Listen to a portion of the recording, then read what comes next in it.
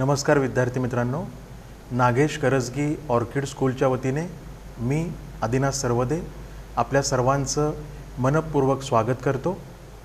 आज आपण इयत्ता 7वी मराठी या विषयामधील व्याकरण विभागातील अत्यंत महत्त्वाचा घटक अभ्यासणार आहोत।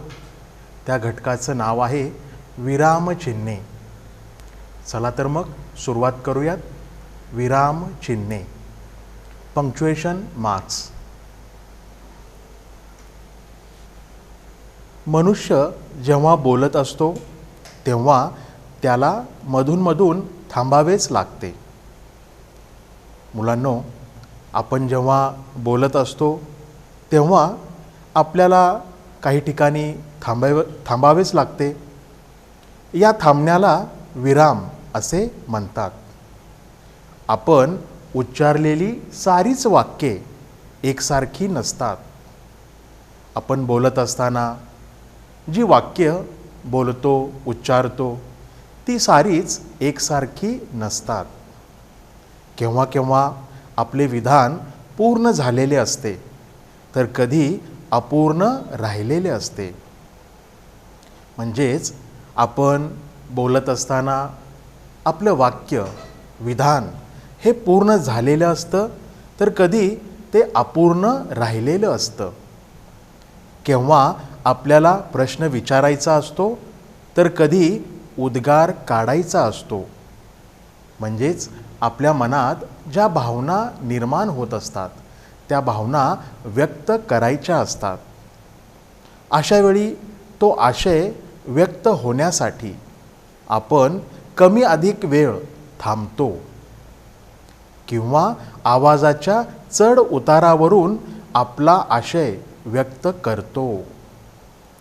परंतु जेव्हा आपण आपला विचार लिहून दाखवतो त्यावेळी हा वेळोवेळी घ्यावा लागणारा विराम निरनिराळ्या चिन्हांनी दाखवावा लागतो। त्यांनाच विरामचिन्हे असे म्हणतात। आलं लक्षात मुलांनो? आपल्या लेखनात येणारी प्रमुख विरामचिन्हे कोणती आहेत व ती केव्हा वापरतात हे समोर दिलेल्या तक्त्यात दिले आहे। तुमच्या टीव्ही स्क्रीनवर एक तक्ता दिसत असेल आणि त्या तक्त्यामध्ये सर्व विरामचिन्हे व्यवस्थित पद्धतीने तुमच्या समोर सादर झालेली आहेत। या तक्त्यामध्ये एकूण 5 रकाने करण्यात आलेले आहेत। यातील पहिल्या रकान्यात क्रम दिलेला आहे, त्यानंतर चिन्हाचे नाव म्हणजेच विरामचिन्हाचं नाव, पुढच्या रकान्यात विरामचिन्ह, त्यानंतर केव्हा घ्यावयाचे अर्थात केव्हा वापरायचे, त्यानंतरच्या रकान्यात उदाहरण दिलेलं आहे। ठीक आहे, तर आता पहिल्या विरामचिन्हाचा आपण विचार करणार आहोत। बघा, पहिलं विरामचिन्ह त्याचं नाव आहे पूर्णविराम। इंग्लिशमध्ये फुल स्टॉप असे म्हणतात। पूर्णविराम कसं काढतात हे तुम्हाला चांगल्या प्रकारे माहीत आहे, तरीही काळजीपूर्वक बघायचं आहे।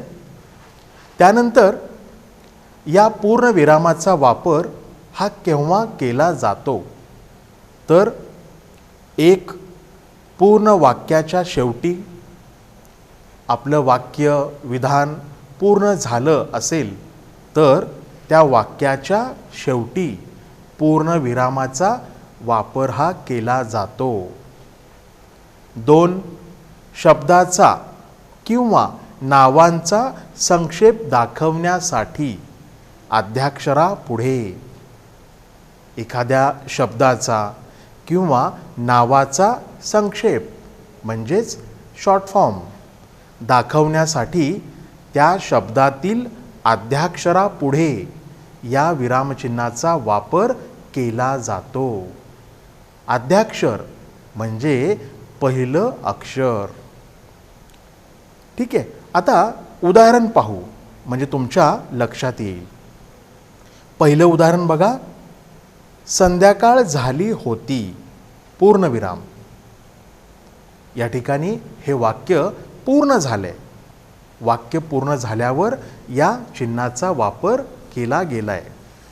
त्यानंतर वि पूर्णविराम वि पूर्णविराम आणि कंसात विनंती विशेष हे दोन शब्द दिलेले आहेत. आता या दोन शब्दाचा संक्षेप दाखवण्यासाठी अध्याक्षरापुढे या चिन्हाचा वापर केलेला आहे. बघा, वि विनंतीमधील वि आणि विशेषमधील वि. आलं लक्षात?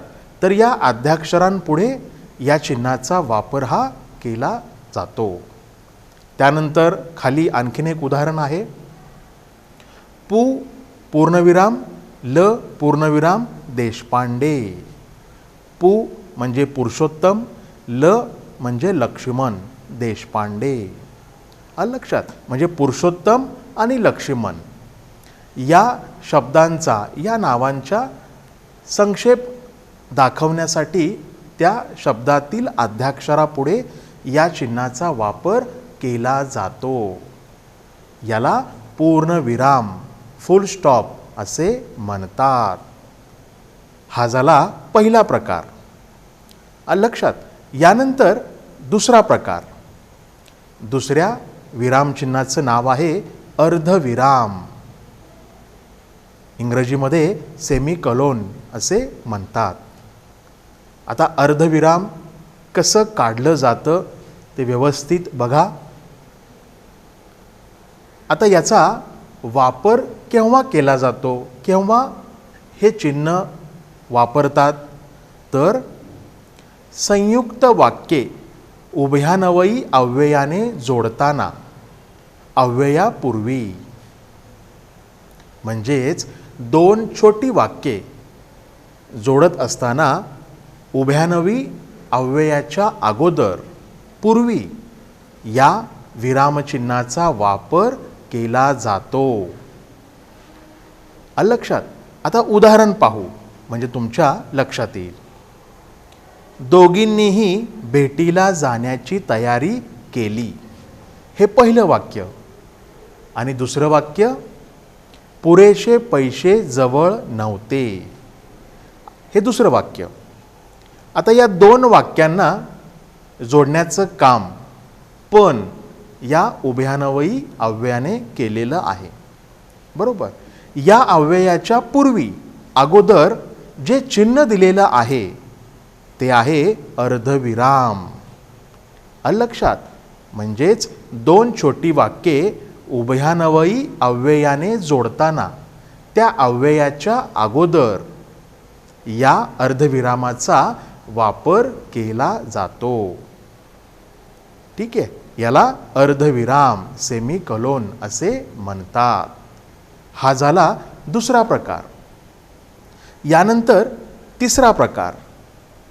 तिसऱ्या चिन्हाचं नाव आहे स्वल्पविराम. इंग्रजीमध्ये कॉमा असे म्हणतात. आता हे कसं काढलं जातं तुम्हा सर्वांना माहीत आहे. ठीक आहे? आता याचा वापर केव्हा केला जातो, केव्हा घ्यावयाचे? बघा, एकाच जातीचे शब्द शेजारी आल्यास.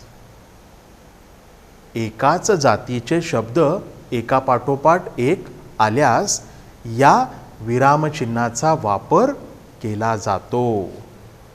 दोन संबोधनाच्या पुढे. म्हणजेच एखाद्याला उद्देशून बोलत असताना, हाक मारत असताना तर या विरामचिन्हाचा वापर केला जातो. आलं लक्षात?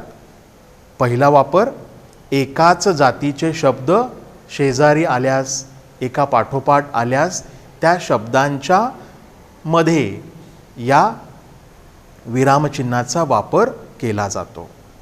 आणि दुसरं ठिकाण आहे संबोधनाच्या पुढे. ठीक आहे? आता उदाहरण पाहू म्हणजे तुमच्या लक्षात येईल. पहिलं उदाहरण बघा. कितीकांचे पंख सोनेरी, स्वल्पविराम, मखमली, स्वल्पविराम, रुपेरी दिसत होते. आता या ठिकाणी एकाच जातीचे शब्द एकापाठोपाठ एक आलेत आणि या शब्दांच्या दोन शब्दांच्या मध्ये या विरामचिन्हाचा वापर हा केलेला तुम्हाला दिसत असेल. बरोबर. दुसरं उदाहरण बघा. 1 किलो कुरमुरे, स्वल्पविराम, 1 किलो फरसाण, स्वल्पविराम, 100 ग्रॅम मिरची, स्वल्पविराम, पाव किलो शेव, स्वल्पविराम, अर्धा किलो कांदे इत्यादी. लक्षात. या ठिकाणी सुद्धा एकाच जातीचे शब्द एकापाठोपाठ एक शेजारी आलेले आहेत.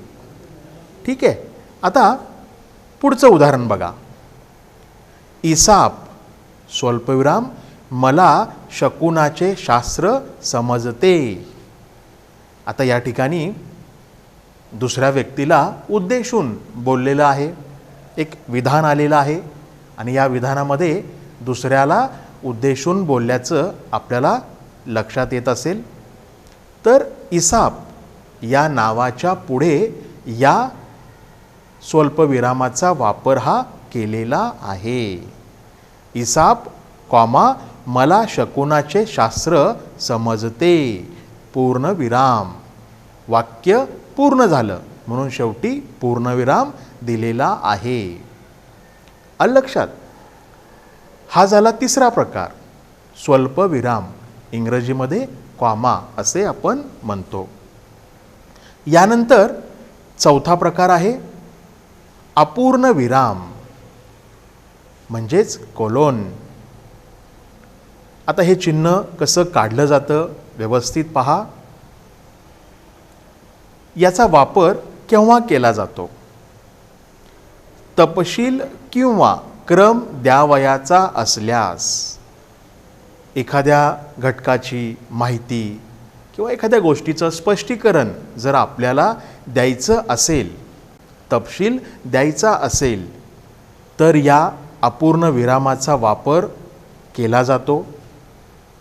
त्याचबरोबर क्रम द्यावयाचा असल्यास या ठिकाणीही या अपूर्ण विरामाचा वापर केला जातो. ठीक आहे. आता उदाहरण बघा. खालील गोष्टी लक्षात ठेवा आणि पुढे अपूर्ण विराम दिलेलं आहे. म्हणजे या ठिकाणी काय म्हटले तर खालील गोष्टी म्हणजे खालील गोष्टी लक्षात ठेवा. त्या ठिकाणी तपशील द्यायचं आहे, स्पष्टीकरण हे द्यावयाचं आहे म्हणून या अपूर्ण विरामाचा वापर केला गेला आहे. ठीक आहे. तर तपशील किंवा क्रम द्यावयाचा असल्यास अपूर्ण विरामाचा वापर केला जातो. हे झालं चौथं विरामचिन्ह, अपूर्ण विराम. ठीक आहे. यानंतर पुढचा प्रकार आहे प्रश्नचिन्ह, क्वेश्चन मार्क. बरोबर. हा प्रकार सगळ्यांनाच माहीत आहे. कसं काढलं जातं हे चिन्ह हेही माहीत आहे तुम्हाला. आता याचा वापर केव्हा केला जातो? प्रश्नार्थक वाक्याच्या शेवटी. म्हणजे वाक्यात जर प्रश्न विचारलेला असेल तर त्या प्रश्नार्थक वाक्याच्या शेवटी या विरामचिन्हाचा वापर केला जातो. बरोबर. उदाहरण बघा. हे आता तरी तुम्हाला पटले की नाही? प्रश्नचिन्ह. हे आता तरी तुम्हाला पटले की नाही? प्रश्नचिन्ह दिलेलं आहे. त्यानंतर काय करावे? प्रश्नचिन्ह कळेना. बरोबर. म्हणजे प्रश्नार्थक वाक्याच्या शेवटी या चिन्हाचा वापर हा केला जातो. ठीक आहे. तर हे झालं पाचवं विरामचिन्ह. यानंतर शेवटचा प्रकार आहे उद्गार चिन्ह. Exclamation mark. तर हे विरामचिन्ह कसं काढलं जातं व्यवस्थित पहा. उभी रेष आणि त्या रेषेच्या खाली टिंब दिलेलं आहे, त्याला उद्गार चिन्ह असे म्हणतात.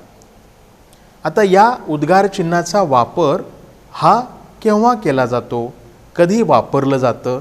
बघा, आपल्या मनामध्ये ज्या विविध भावना निर्माण होत असतात त्या भावना व्यक्त करणारा जो उद्गारवाची शब्द असतो त्या शब्दाच्या पुढे उद्गार चिन्ह दिलं जातं. आनंद, दुःख, भीती व भावना व्यक्त करताना या चिन्हाचा वापर हा केला जातो. बरोबर. आता उदाहरण बघा. मग केवढा भयानक प्रसंग ओढवेल, उद्गार चिन्ह. त्यानंतर छे छे, छे यानंतर उद्गार चिन्ह दिलेलं आहे, परत छे, मग उद्गार चिन्ह दिलेलं आहे आणि मग पुढं आणखी वरचा. ठीक आहे. म्हणजे या ठिकाणी आपल्या मनातल्या या विविध भावना व्यक्त करणारे हे शब्द आहेत आणि त्या शब्दांच्या पुढं हे चिन्ह दिलं गेलंय. शेवटचं उदाहरण, शी, मला नाही आवडलं ते. आता या ठिकाणी आपल्या मनामध्ये तिरस्कारदर्शक भावना ही निर्माण झाली आहे आणि ती भावना व्यक्त करणारा शब्द कोणता बरं आहे, तर शी. ठीक आहे. आणि या शब्दाच्या पुढे उद्गार चिन्ह दिलेलं आहे. आलं लक्षात? तर हा 6वा प्रकार, उद्गार चिन्ह. यानंतर 7वा प्रकार आहे अवतरण चिन्ह, इन्व्हर्टेड कॉमा. बघा, अवतरण चिन्ह इंग्रजीमध्ये इन्व्हर्टेड कॉमा असे म्हणतात. आता या अवतरण चिन्हाचे 2 प्रकार पडतात. एक एकेरी अवतरण चिन्ह, 2 दुहेरी अवतरण चिन्ह. मुलांनो, या प्रकारामध्ये काही जण गडबड करतात, गोंधळून जातात. कसे? तर ज्या ठिकाणी एकेरी अवतरण चिन्हाचा वापर करावयाचा असतो त्या ठिकाणी दुहेरी अवतरण चिन्हाचा वापर करतात, तर काही ठिकाणी दुहेरी अवतरण चिन्हाची गरज असते तर तिथं एकेरी अवतरण चिन्ह दिलं जातं. म्हणजे बऱ्याच विद्यार्थ्यांना या अवतरण चिन्हांचा वापर कसा करावयाचा असतो हे समजत नाही. तर काळजीपूर्वक पहा आणि ऐका. तर सुरुवातीला आपण दुहेरी अवतरण चिन्हाचा विचार करू. तर दुहेरी अवतरण चिन्हाचा वापर हा केव्हा करतात? बोलणाऱ्याच्या तोंडचे शब्द दाखवण्यासाठी.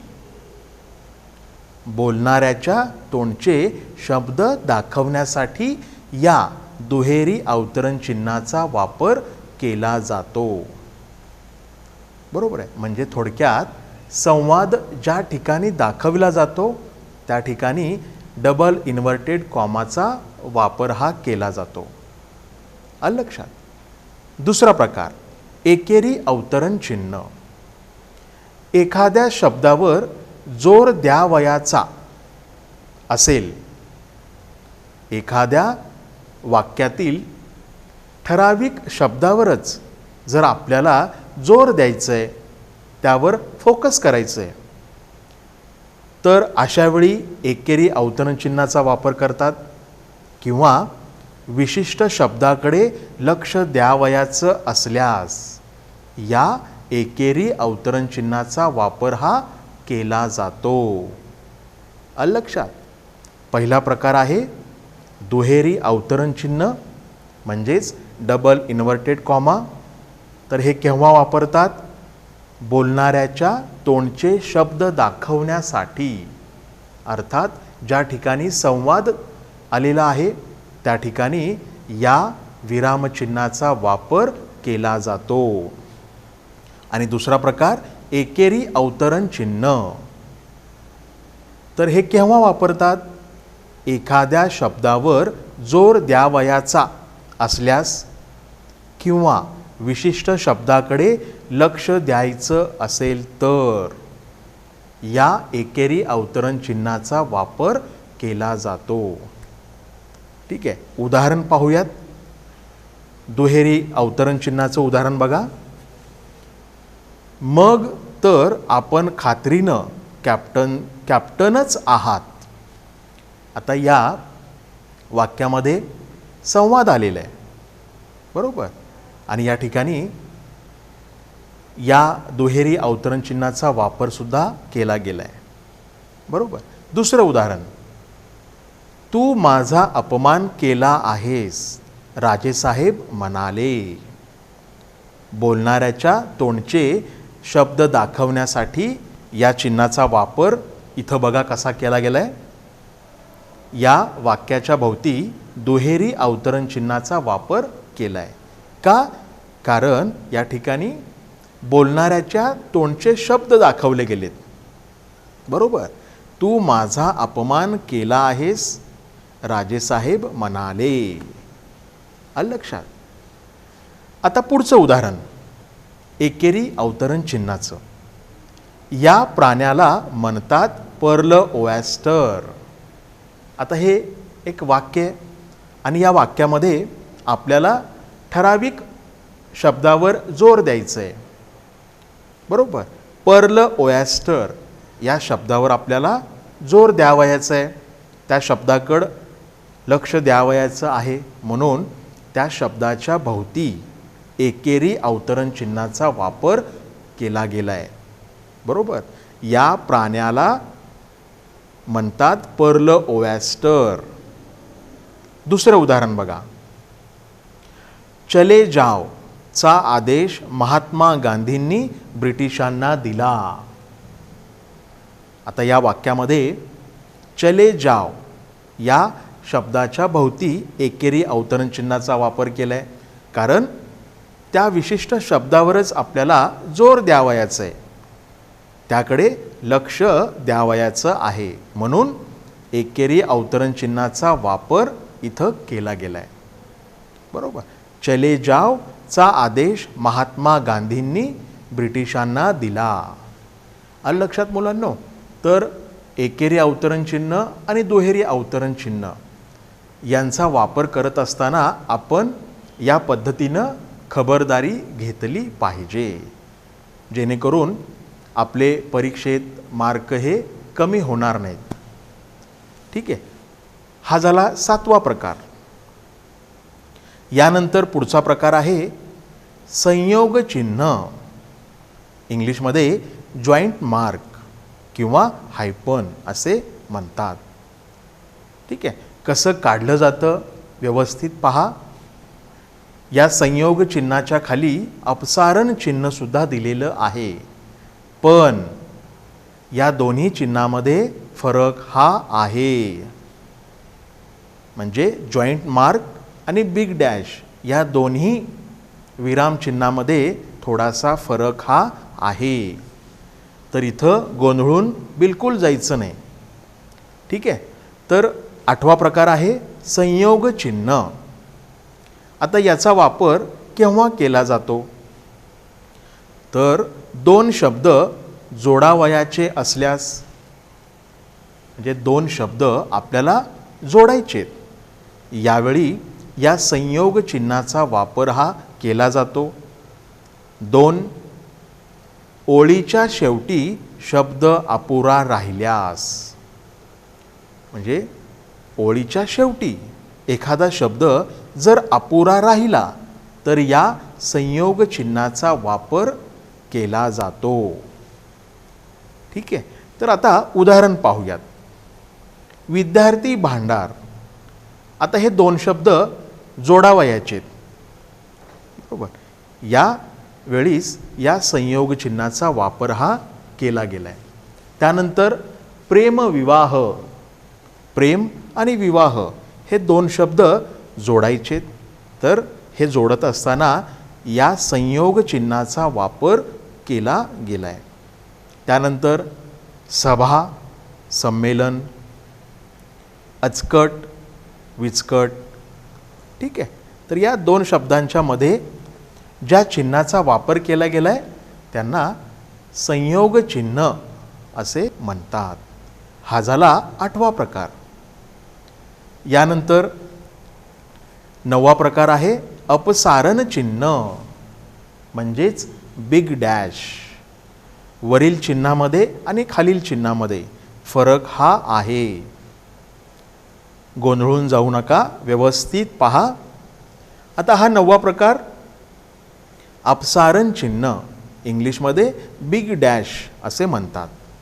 आता याचा वापर केव्हा करतात? बघा, वाक्यातील विचार पुढे मांडण्याची जरुरी नसल्यास, म्हणजे आपल्या वाक्यातील विचार पुढे मांडायची जर गरज नसेल तर या अपसारण चिन्हाचा वापर हा केला जातो. आलं लक्षात? उदाहरण पाहूयात. मी तेथे गेलो, कॉमा पण. आता या ठिकाणी आपले विचार पुढे मांडण्याची जरुरी नाही, यामुळं या अपसारण चिन्हाचा वापर इथं केला गेला आहे. दुसरं उदाहरण, या मध्ये अपसारण चिन्ह दिले म्हणजे बिग डॅश. या उपरण्याच्या गाठीत आहे पण छे, तुला देण्यासारखं नाही ते. आलं लक्षात मुलांनो? तर वाक्यातील विचार पुढे मांडण्याची जरुरी नसल्यास अपसारण चिन्हाचा वापर हा केला जातो. आणि पुढचा प्रकार आहे दीर्घ विराम, इंग्रजीमध्ये अ लॉंग कॉल मार्क असे म्हणतात. म्हणजे बघा, आता याचा वापर हा केव्हा करतात? हाक मारण्यासाठी किंवा विशिष्ट अक्षराचा उच्चार हा लांब करायचा असेल तर आपल्याला या दीर्घ विरामाचा वापर करावा लागतो. हाक मारण्यासाठी किंवा विशिष्ट अक्षराचा उच्चार हा लांब करायचा आहे तर आपल्याला या दीर्घ विराम अ लॉंग कॉल मार्क या विरामचिन्हाचा वापर हा करावा लागतो. उदाहरण बघा, या उदाहरणामध्ये या विरामचिन्हाचा वापर हा केला गेला आहे. आई, मी आलो. बघा, आ या अक्षराच्या पुढे या दीर्घ विरामाचा वापर हा केला गेला आहे. त्यानंतर खालचं उदाहरण, मग, म नंतर दीर्घ विराम दिले म्हणजे म या अक्षराचा उच्चार लांब करायचा आहे. मग प्रश्नचिन्ह, येऊ, परत प्रश्नचिन्ह. तर हाक मारण्यासाठी किंवा विशिष्ट अक्षराचा उच्चार हा लांब करण्यासाठी आपल्याला या दीर्घ विरामाचा वापर करावा लागतो. ठीक आहे मुलांनो? तर असे हे एकूण 10 विरामचिन्हे, त्याचबरोबर लोपचिन्ह, एकेरी, दुहेरी दंड, त्याचबरोबर विकल्पचिन्ह, अशी ही काही विरामचिन्ह आपल्या लेखनात वापरावी लागतात. ठीक आहे. तर यानंतर 1-2 उदाहरणं पाहूयात. या 2 उदाहरणामध्ये या वरील चिन्हांचा वापर हा कसा केला गेला आहे हे तुमच्या लक्षात येईल. बघा, योग्य विरामचिन्हे घालून दिलेली काही उदाहरणे. पहिलं उदाहरण, त्याने विचारले तुमचे नाव. आता या पहिल्या वाक्यात विरामचिन्हाचा वापर हा सुरुवातीला केला नाही. उत्तरामध्ये विरामचिन्हाचा वापर हा केला गेला आहे. बघा, त्याने विचारले स्वल्पविराम तुमचे नाव काय. आता या ठिकाणी दुसऱ्याला उद्देशून बोललं गेलं आहे, म्हणजे दुसऱ्याच्या तोंडचे, बोलणाऱ्याच्या तोंडचे शब्द दाखवण्यासाठी दुहेरी अवतरण चिन्हाचा वापर हा आपण इथं केला गेला आहे. करतो.